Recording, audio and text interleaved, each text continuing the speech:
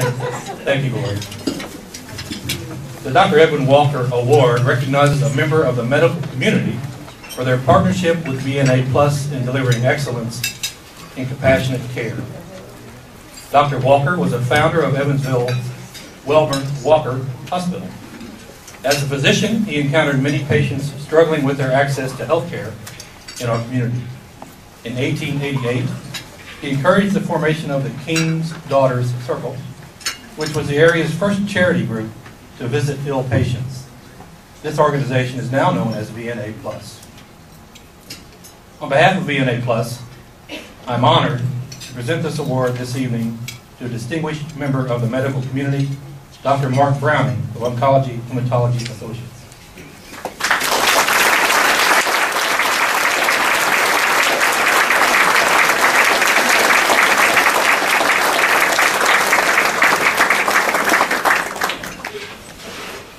Dr. Browning was my father Jim's oncologist. He was my wife Mary's oncologist. He is now my sister Sue's oncologist. I'm not sure I recommend a family oncologist. However, if you have a family oncologist, Dr. Browning is your man. I have observed his patient-centered approach firsthand, and have always admired and appreciated his ability to be professional, yet genuinely empathetic. My family knows that the treatment options he considered for us were the same he would recommend for a member of his family. When treatment was no longer effective for Mary, Dr. Browning became a compassionate friend who joined us in prayerful consideration of our next step. It was at this point that he suggested hospice care to help us make Mary's remaining time the most it could be. It is this approach and its firm commitment to recommending the right course of action at the right time that has made Dr. Browning an incredible partner for VNA Hospice. He recognizes the need for and the value of dignified, comfort-oriented care that hospice offers. And when care isn't possible in the home, the option of Charlier Hospice Center. On behalf of the many patients and families helped by this partnership, especially the Schutte family, I gratefully present Dr. Mark Browning the Dr. Edwin Walker Award.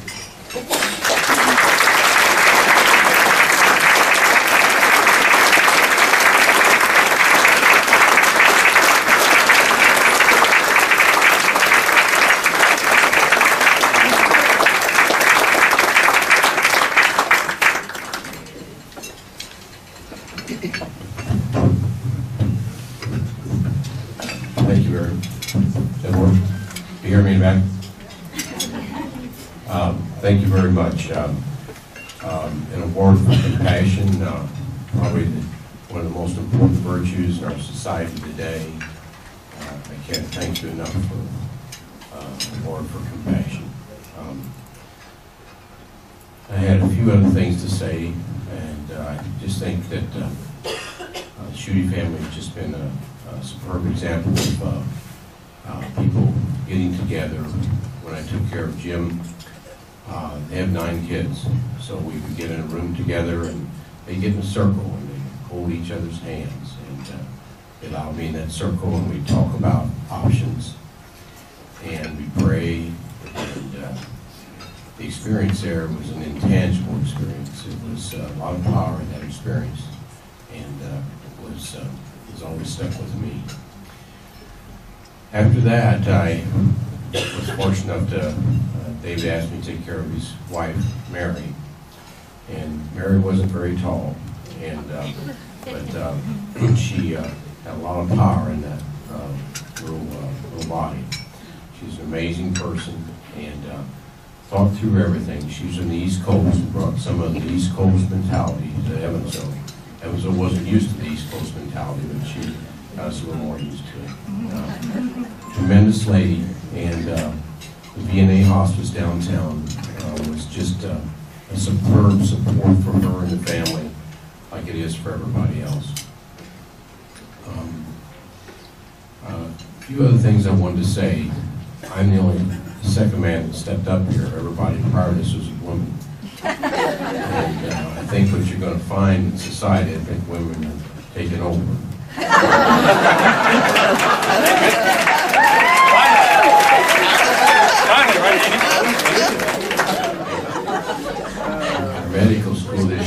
have 20 new students, 12 women, 8 men. I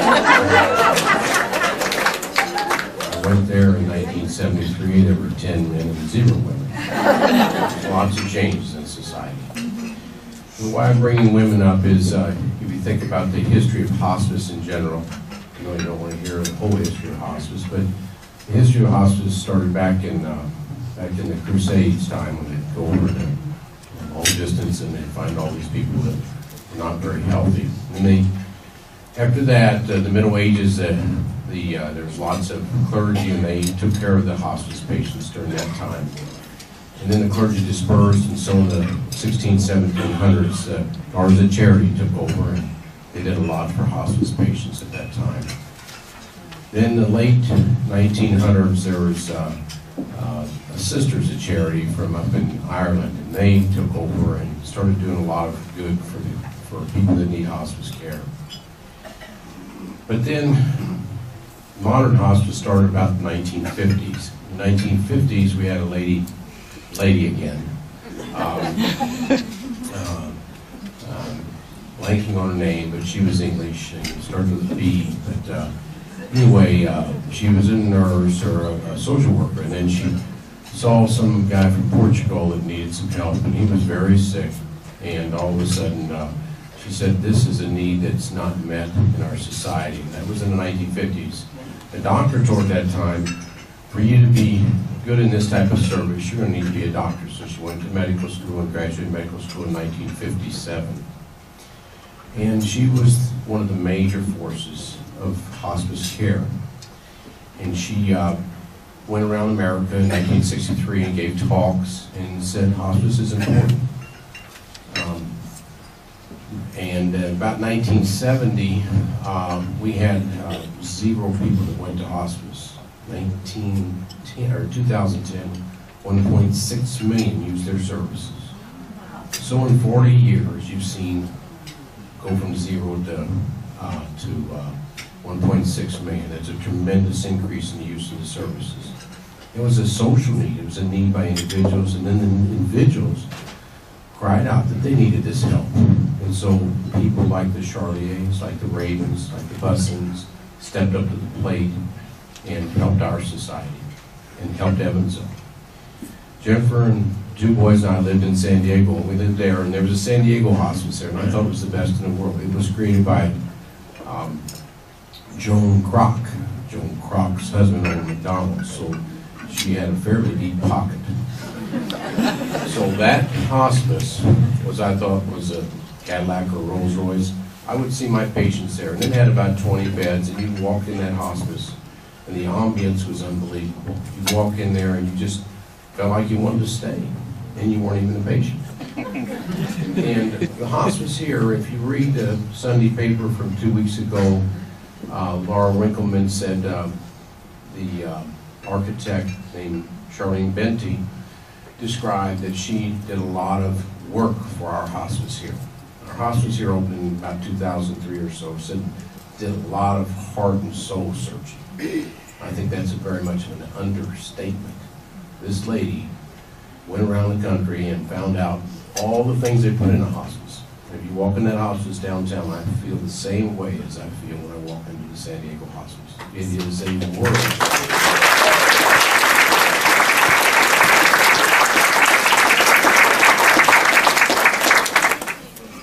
It is a world-class hospice. I walk in there and I feel the same, and they didn't spend as much as the Crocs did. These types of things are needed by families. Sometimes we lose a loved one suddenly, and you don't have time for hospice, but sometimes we lose families slowly. And the medical profession in this day and age, how that lady was taught, she had to be taught medical things, because you can't send a person to hospice without the knowledge base. You can't just say, oh, everybody goes to hospice. Some people want to go to hospice, they don't want any care. But hospice isn't right for everybody right away. They got to hear all their options. And that's why medical science is very important. But at some time, the branch needs to happen, and the change from medical care to possibly hospice. And that's a real part of trying to change from the strong medical influence we have to hospice. Sometimes we have no other good options, and that's what hospice is about. And many of you are not only in medicine, but you're in other types of things, and I can tell you probably get complaints about your workers or something else. Well, I've been doing this for a long time, and I've hardly ever heard a complaint about a hospice. And you don't find that very often in many businesses. But the hospices, and VNA especially, give superb service and give families what they need. Lots of things are needed. Last thing I wanted to say is this person, Walker, up here. Walker, born in about 1853, and he died in 1923. But the irony of him being up there is, I never heard of him before. So my mother-in-law would always talk about him. I don't know what she's talking about. My mother-in-law would hear from her mother all the time. This Walker place. Well, it was actually Walker Hospital. Then it was Weldon Walker in 1933. But it was a Walker Hospital from 1894 until 1933 or so. But this guy started his own hospital, and he thought of hospice in 1888, before this 1950s, before an evolution of hospice care has happened in our society.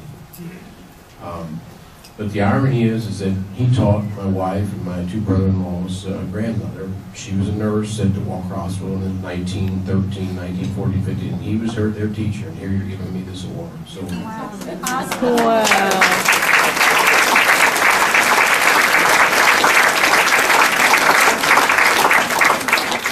Means even more to me.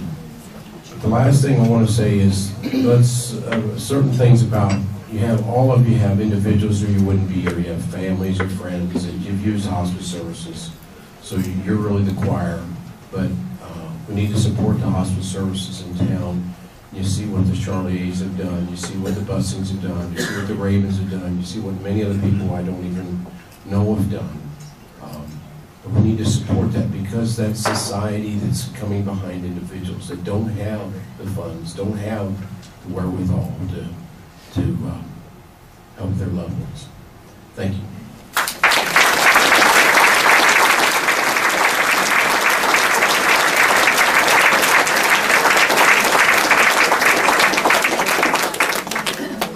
See, ladies and gentlemen, this is my friend, Dr. Mark Brown.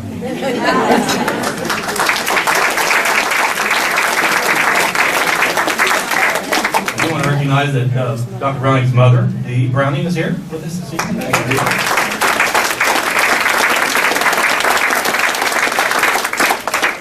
The real woman behind all this good work is wife Jennifer Browning is here.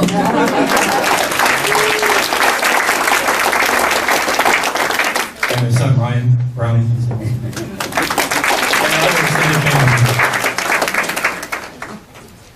I forgot to tell you, this whole circle, standing in the circle, that was because that's the only way Mom knew if all 9 of us were there.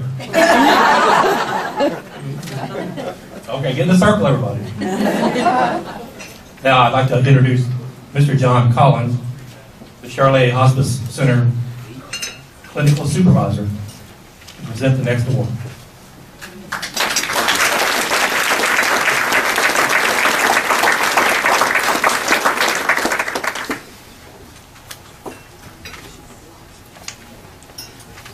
At the Protestant home, and her husband Jim at that time lived down the hall and around the corner in the assisted living. As her hospice case manager, I'd visit Bonnie and was immediately touched by the level of love and support that was provided by Jim and children JT, Karen, and Jennifer. As hospice providers, we witness all levels of family involvement, from intensive to sadly non-existent. In this case, the family was present, physically, emotionally, and spiritually.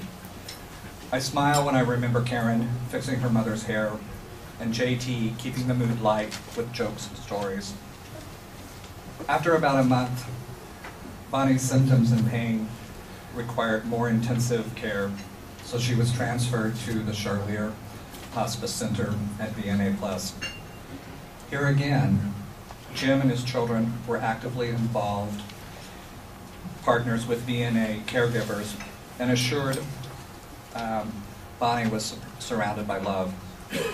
They stayed the night with Bonnie, made themselves at home, cooking in the kitchen, and above all, visiting with each other, comforting, finding peace, and when the time came, saying goodbye to their beloved wife, mother, and grandmother. It is this family caregiving that is so vital to us as we strive to provide the best in care to our hospice patients. It takes more than doctors, nurses, aides, and therapists. It takes a partnership. On behalf of the staff and volunteers of VNA Plus, I present the family of Bonnie McCarty the Lydia Metz Award for Family Caregivers, named after our agency's first nurse. We'd also like to present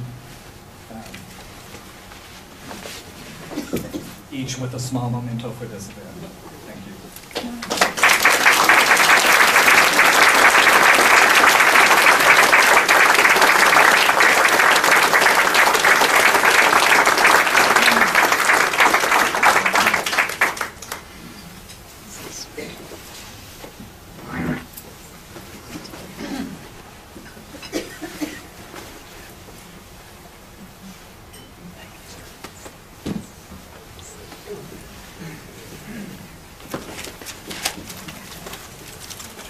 Good evening, everybody, and thank you for being here tonight. And John, thank you for those kind words. I remember the moment you walked in the door and thinking about the choices that we had as a family and the different options that were available to us. And fortunately, we chose the VNA, and that's been an exceptionally good move for all of our family.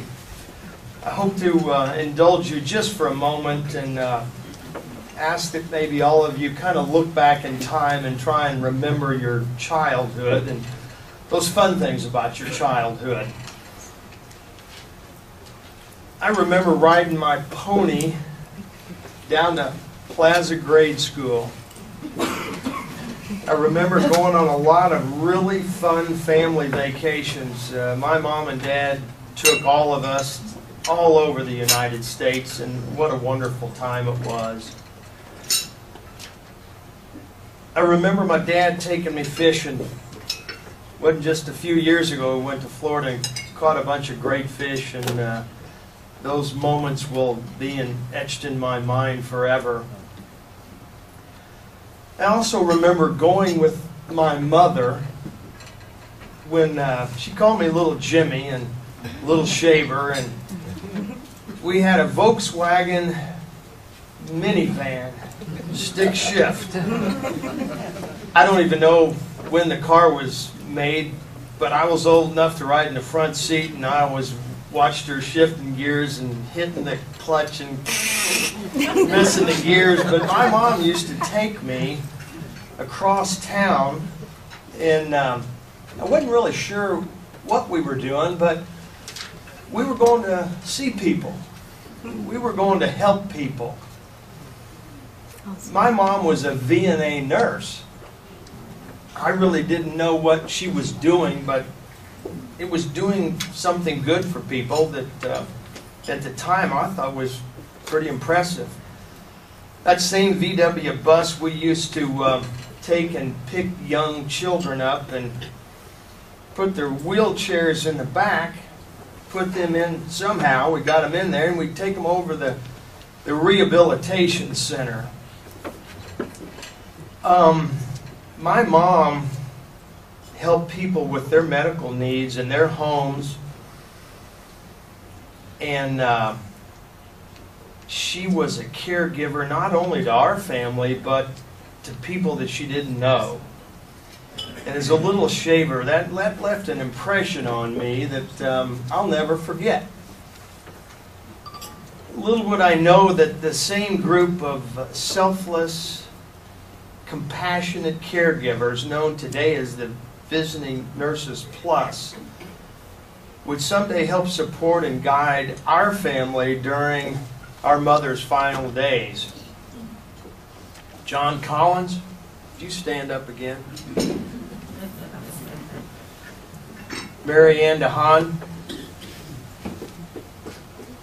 Darcy Puckett, are you out here tonight somewhere? Yes, she is. Right there. Sister Jenny. I know she's here. She gave the invitation, but she left. She's over there. Okay. Pat Flamian.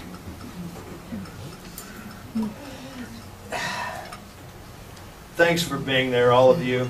For me and my family during this difficult time, you are truly angels. You really are.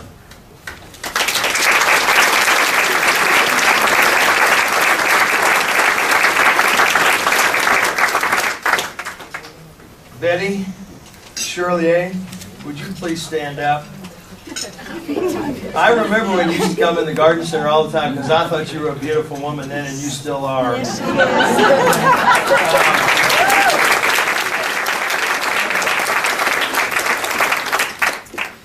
You and your husband are not only healthcare heroes, but you're angels as well. Yes. Thanks to your vision and your financial support, the Charlier Hospital Center is recognized as absolutely one of the best. And this man right here, just a minute ago, said that it is world class. It has nothing but the best and stands up to the likes of the financial power of the McDonald's family in San Diego. And it is world class, and our community is so blessed that you and your husband had the vision years ago to be the emotional and financial support to make this reality. So thank you again.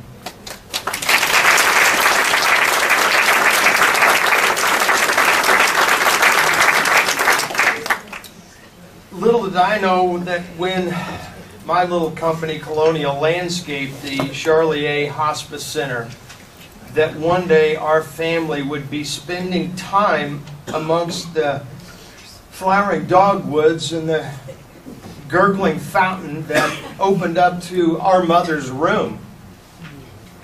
The peace and tranquility gave such meaning to one of our mother's favorite sayings, "Bloom where you're planted." On behalf of our father, Jim McCarty Sr., my sister, Karen Ellerbrook, and her husband, Neil, my wonderful wife and daughter, Lauren, who are here tonight, we thank the Charlier family, the VNA Plus staff, and the literally dozens, if not hundreds, of volunteers for all you do to make life more livable. Lastly, and very, very importantly, I want to thank each and every one of you who are here tonight, because it's due to your financial and maybe more importantly emotional support that the VNA Plus will be able to continue its valuable mission in this community. Thank you, and God bless you all.